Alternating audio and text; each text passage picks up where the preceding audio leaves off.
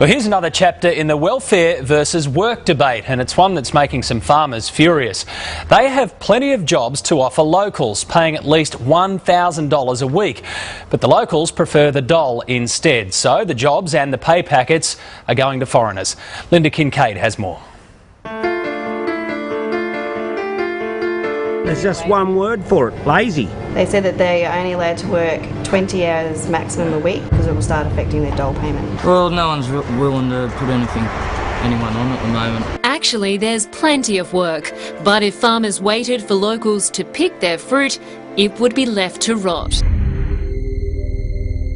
Bit better jobs out there to do than standing in a hot paddock picking fruit.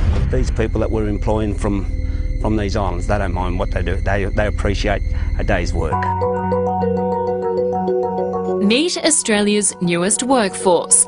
They're keen, competent and foreign. I love it and just love it. It's good because we earn good money. Yeah, it's a big difference.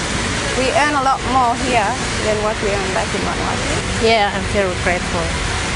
In the town of Swan Hill on the Murray River in northern Victoria, the fruit picking season has begun.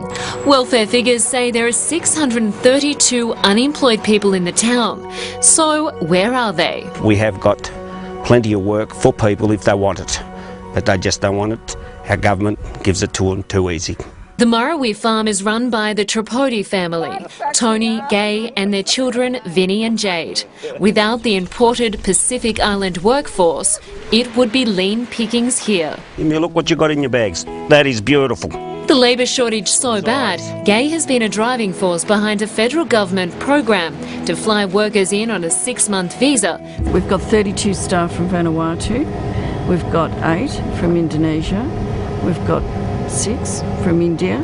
The number of foreign workers is increasing. Gay and Jade visited Vanuatu earlier this year to find more.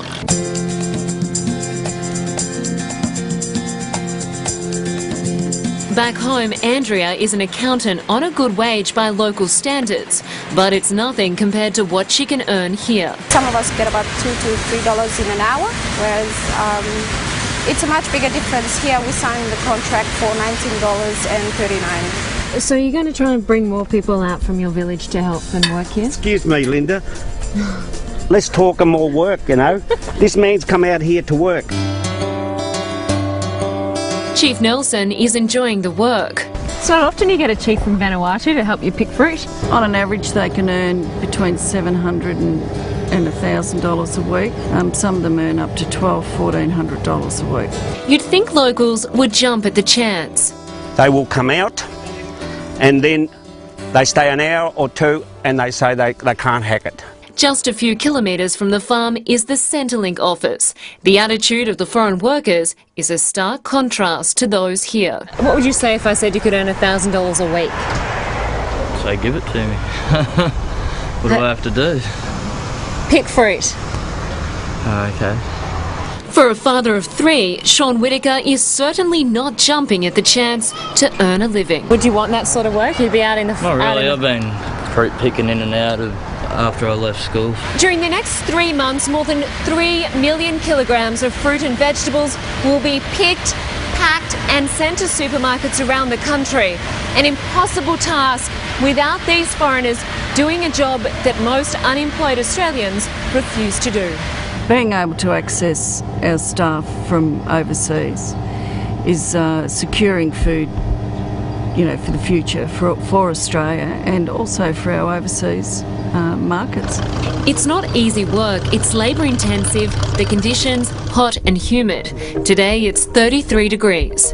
How you going, Linda? You getting the hang of it? Pretty good, not too bad. Oh God, that's 10 minutes work. You're going to send me broke. Across Australia, almost 12 million people are working.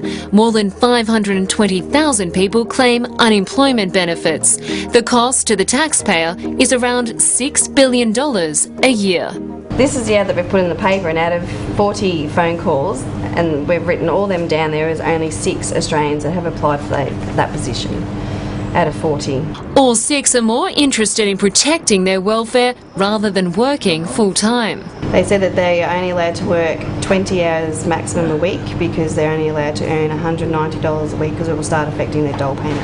Jade is responsible for recruiting new staff, and in the middle of our interview, a familiar interruption. But he was here at lunchtime. Yeah, he didn't like it coming back after lunch. Did he say anything? No, but did he say anything to anyone? No. I can't believe that. Oh my god. And he's young. He's like 22. He's been unemployed for 6 months. He just lives up the road and rang and said he's been unemployed. He wants to work. I've just wasted the last day and a half training him. By the end of the day, another 2 local Aussies quit. Now you see what we have to put up with? What was I telling you? Yeah. We give the jobs to the local people. And this happened. And this happens. Halfway, half a day and a half he lasted, and he's gone. Around town, other businesses experience the same problem. News agency owner Peter Beardslip often has people wanting their dole paperwork signed. Generally speaking, there'll be a wide assortment of facial decorations, and there'll be bare feet or thongs or shorts and singlets, and it's just no way to apply for a job. Cafe owner Darren Cooper has had 10 people quit at his cafe in the last year, some after only a few days. We also have people that just don't turn up, send us texts. Local Mayor Greg Crushhank concedes, like any town or suburb, there are people who prefer to live on the dole. Of course there is the welfare issue, but there are, I don't think that many of our people like to work hard anymore, and we're being shown how to work by a lot of these, our multicultural communities that are actually coming over here. Get up and have a go. There's that much opportunity in this country.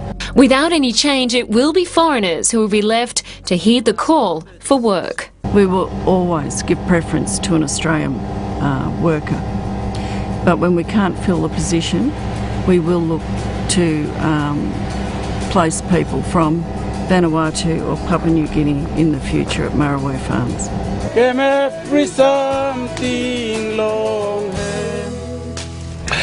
And there are fruit picking jobs all over the country, and information on where they are can be found on our website there, yahoo7.com.au/Today Tonight. Well, still ahead, is it D-Day for Australia's longest legal squatters? The loophole that could see them evicted after 40 years. They say it's magic, but technology is the key to this one. Find out more on that soon. Well, this